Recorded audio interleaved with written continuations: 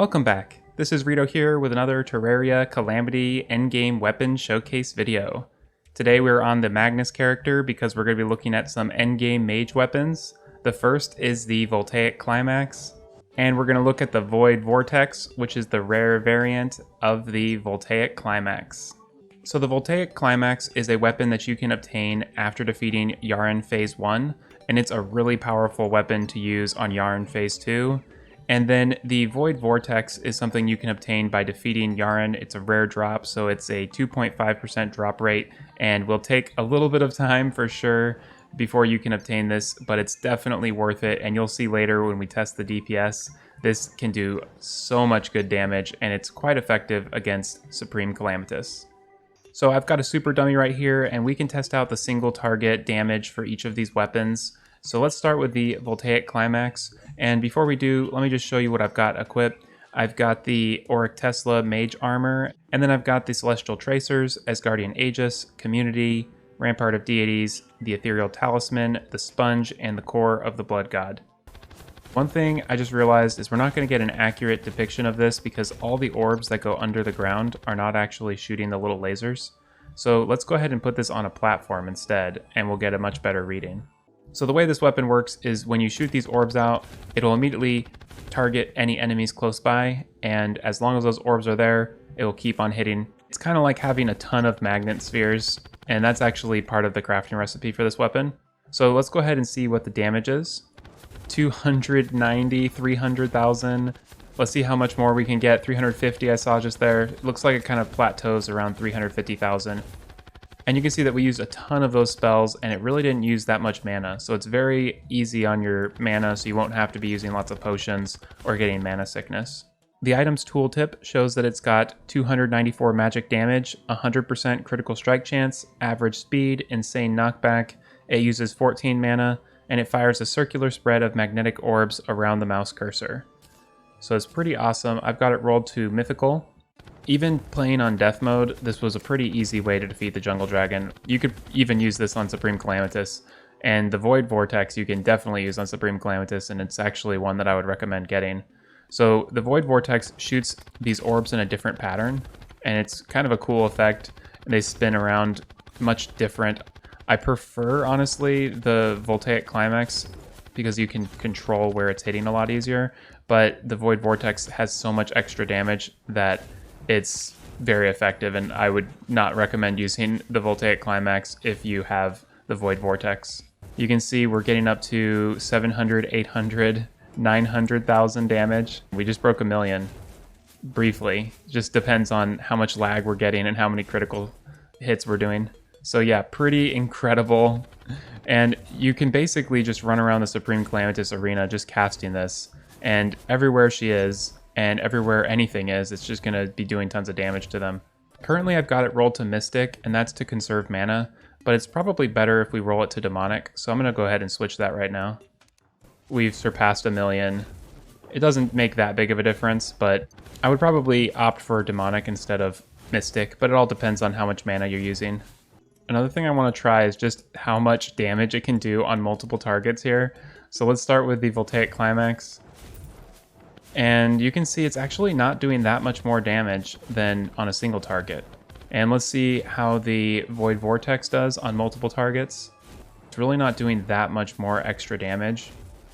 So it seems like each of these orbs picks a dummy to hit. And if there's just one dummy, it's going to be picking that same dummy for all of the lasers to hit. But if it's spread between all these enemies, it'll just keep hitting whichever is closest, which is why it doesn't scale so heavily with extra targets. So it looks like the damage is pretty much the same on the Louis AFK improved dummy as it was on a single target. A little bit higher in the case of the Void Vortex. We're getting up to like 1.4 million. So now let's take a look at how this does against some bosses that I kind of use as a target dummy, like Providence. So we're going to start with the Void Vortex and see how quickly it can defeat it. Honestly taking a little longer than I was expecting, which is surprising.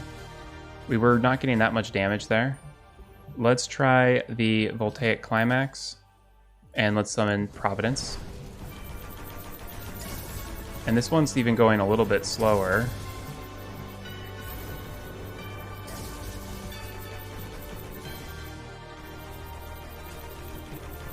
It's very interesting that these aren't doing nearly the same damage against the boss.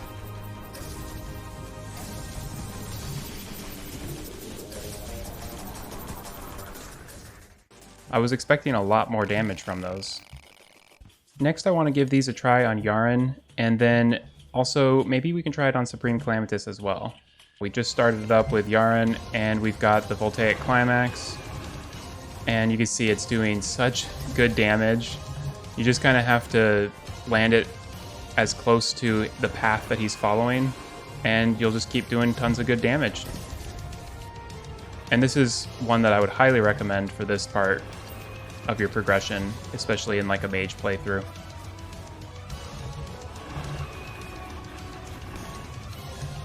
It definitely makes beating Yharon after defeating phase 1 so much easier. And we got our adrenaline up. And maybe we'll take phase 2 down using the Void Vortex just to show the difference.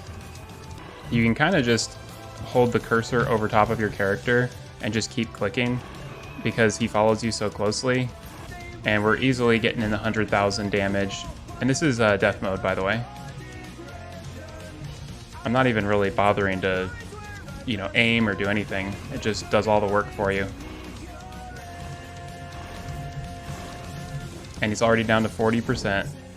Keep in mind that the Void Vortex is something you get after defeating Yharon, so you won't be able to do this on your first time you clear him. You'll have to use the Voltaic Climax. And we're almost done. Pick up all these hearts on the bottom of the arena, and now it's the dashing phase. There we go. We got him. And one thing to note, you can't get this from the treasure bag, and that goes for the Yharon's crystal as well. You have to actually defeat phase 2. You can't just buy treasure bags or anything like that. So one thing I would highly recommend doing is using the wand. I did a review on it recently. The wand will really speed up how quickly you can farm Yharon, so I would highly recommend using it. Next, I want to take a look at the crafting recipe for the Voltaic Climax. It is the upgrade to the Magnetic Meltdown, which actually got resprited about a month or two ago, and it's pretty cool new sprite. And you need Darksun fragments, which you get from the solar eclipse after defeating Yharon phase 1.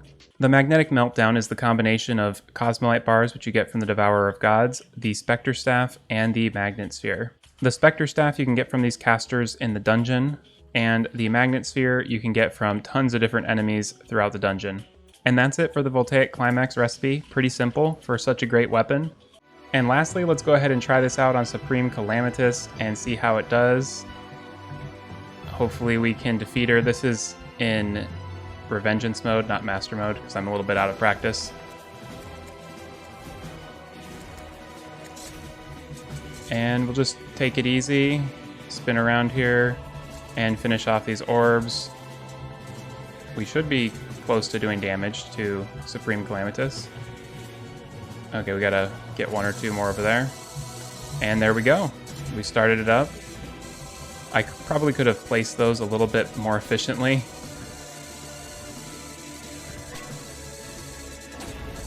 And we've already got adrenaline, doing tons of good damage. And we're to the next fireball phase already. Excellent. Ooh, that was close. Oh, it's fun to fight Supreme Calamitas again. Just need to be quite careful because we've taken a couple extra hits.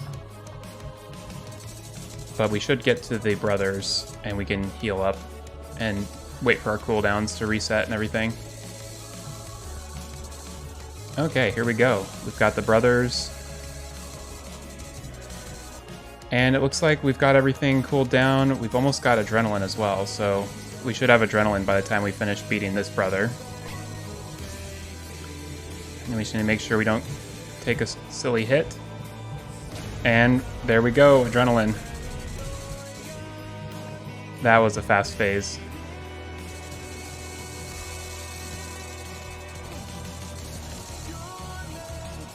Going pretty well here. Whoa. That was a lot of fireballs.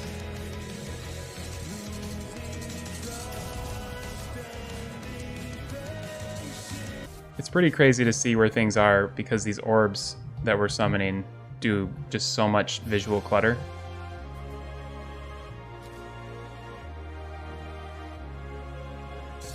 And we'll just teleport through there. And hopefully we can get it. Just gotta go another circle around.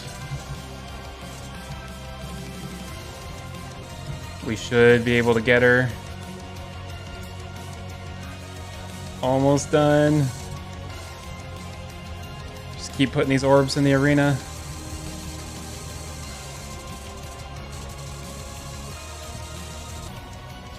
And finally, we defeated her.